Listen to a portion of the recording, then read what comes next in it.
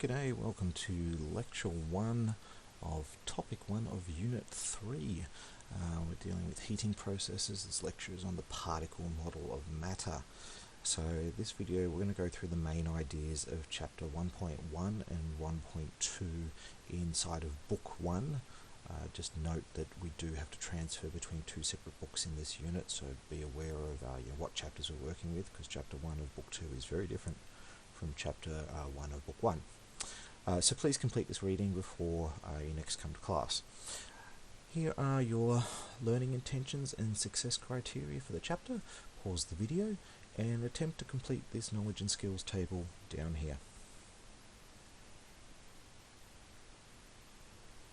Alright, great. So having looked through here, our learning intentions is that today we need to be able to describe heat and energy and explain how different phases of matter have different energy levels and types.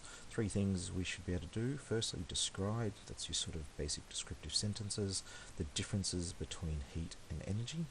You should be able to explain the different phases of matter and their energy differences, so that is why they have some differences. And finally, you need to be able to recall the tenets of the kinetic molecular theory of matter. So recall in this case is just flat remembering things. Most of this all comes under knowledge verbs, so your 3 knowledge. Firstly, well, you've got to know what is heat and energy if you're going to be able to describe them. Second thing, you need to know what are those phases of matter and what energy is in that phases of matter. And then finally, what is kinetic molecular theory of matter? So that seems like a fairly important thing. So, back in grade 8, you learnt that heat is a form of energy. I'm sorry if you had me for class, I lied. That's not exactly true. Heat is energy that is moving due to a temperature difference. So it's not something that, it's not something you have. It's not a property of a thing. It's the movement of energy. If I take cold ice cream and I put it in a room temperature bowl, there will be a heating process and the ice cream will increase in temperature and melt. That is what we call by heat. It's the movement of energy. Energy, remember, is the capability to do work, and at this moment the short definition that we'll take for work is that it means to move things. We'll explore that a lot more through this unit and later units as well. So this means when you heat something, you're transferring an internal energy and doing work, and that word internal is fairly important. So what we've got to realize is that energy is not something that we can hold, it's a property that we can measure, and we're going to be looking at different measurements of that throughout this whole course. So in grade 8 we went through the different states of matter. You had solids, liquids and gases. Okay, here are our 3 and some images that will help you with that visualization. And the big difference between these different states of matter is what we call their potential energy.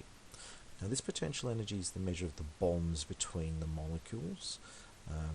You've also may have heard of gravitational potential energy. That's talking about when things are lifted in a gravitational field. Sometimes this will be called potential micro energy or micro potential energy, because it's talking about things at a very small state. Do be aware this is not chemical bonding like your ionic bonds and your covalent bonds you've learnt about in grade 9 and grade 10 chemistry, or if you're doing senior chemistry. It's the bonds between molecules that makes solids and let gases fly around. So let's go through the 3. Solids. They have a lot of potential energy because they have a lot of bonds between the molecules, keeping things all fixed together. As I said, this is sometimes called microscopic potential energy, and so they will write it as PE micro. Sorry, that's shortened. Should be P capital E micro there. So they've got high potential energy.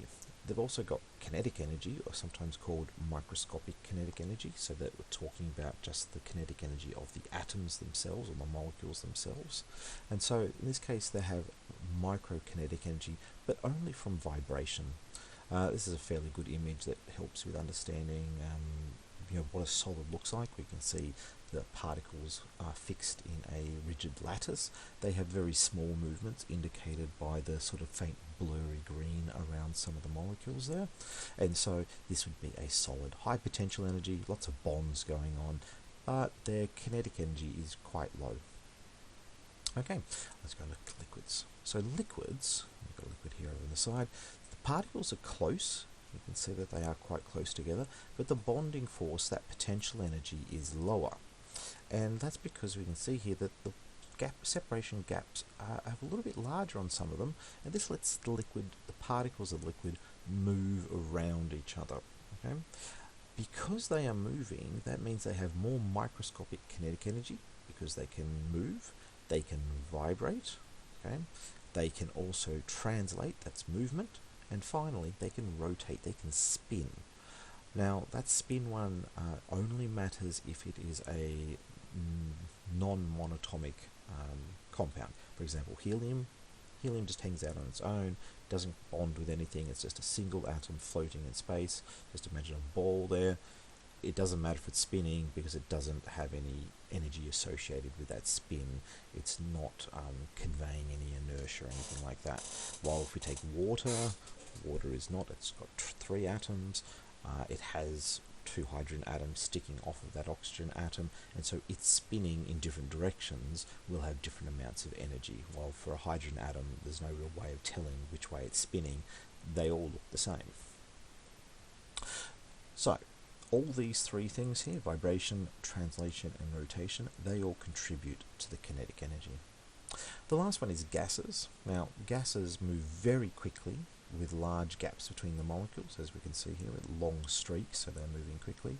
These gaps mean the potential energy is very low in gases.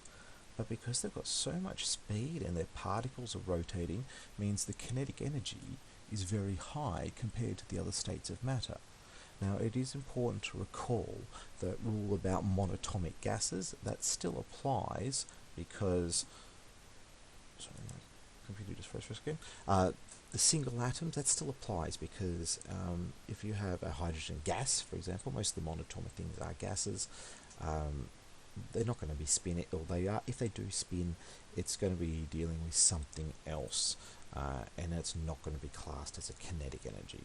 Okay, so remember, it's only for diatomic, where we've got like 2 oxygens stuck together. That's diatomic. Water, triatomic. We wouldn't really call it that, but it's got 3 atoms. Or big things like methane gas, CH4 with 5 atoms bonded together, or any other larger gaseous compounds.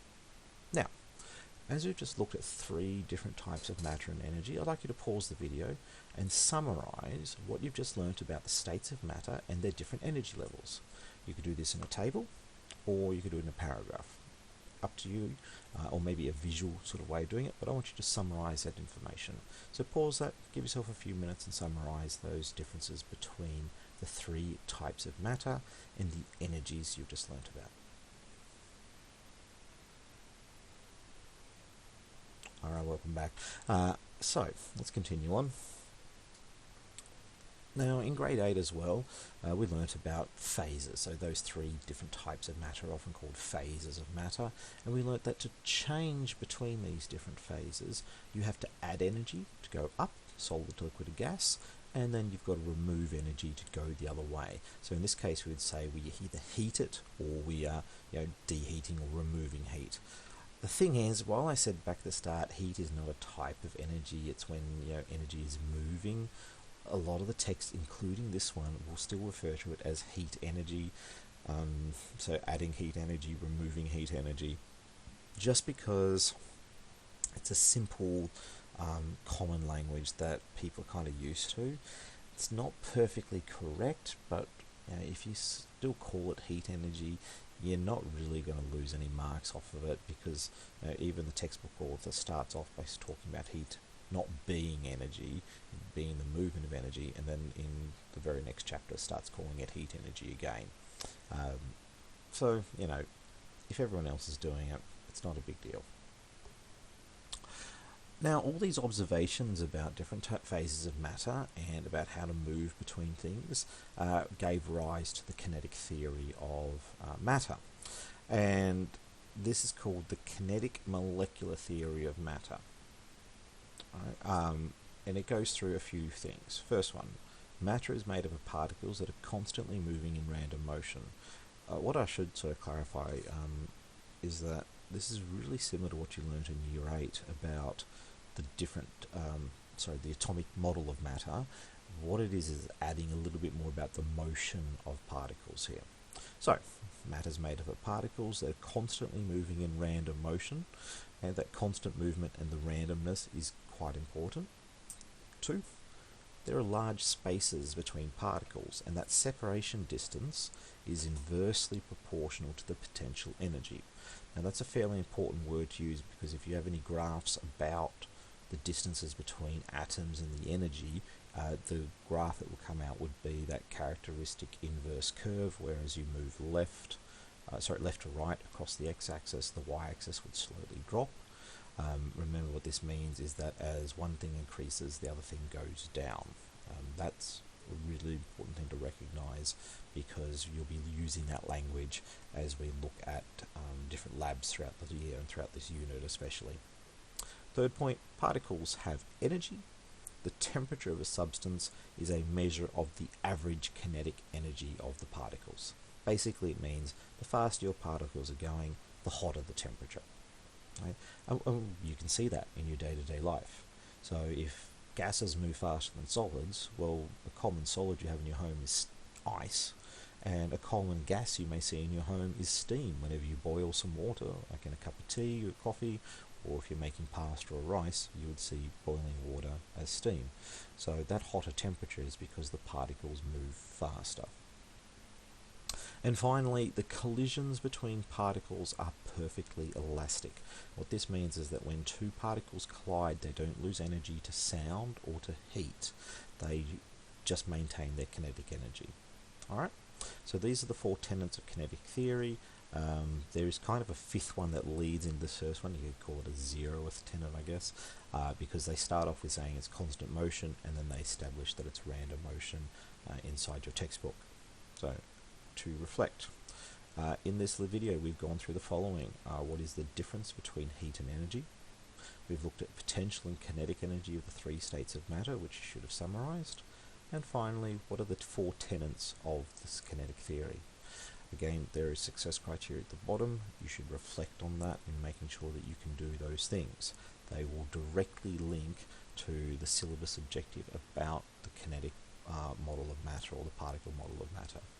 So, for your entrance slip, please access the O-Book, and I want you to look at Chapter 1.1 and 1.2. Check your learning PDFs in Book 1. I want you to complete questions 1 to 3 in Chapter 1.1 and questions 1 to 4 in the Chapter 1.2. You are going to copy your answers or enter your answers into the 3.1.1 space on eLearn. Thanks very much, guys. Have a good day.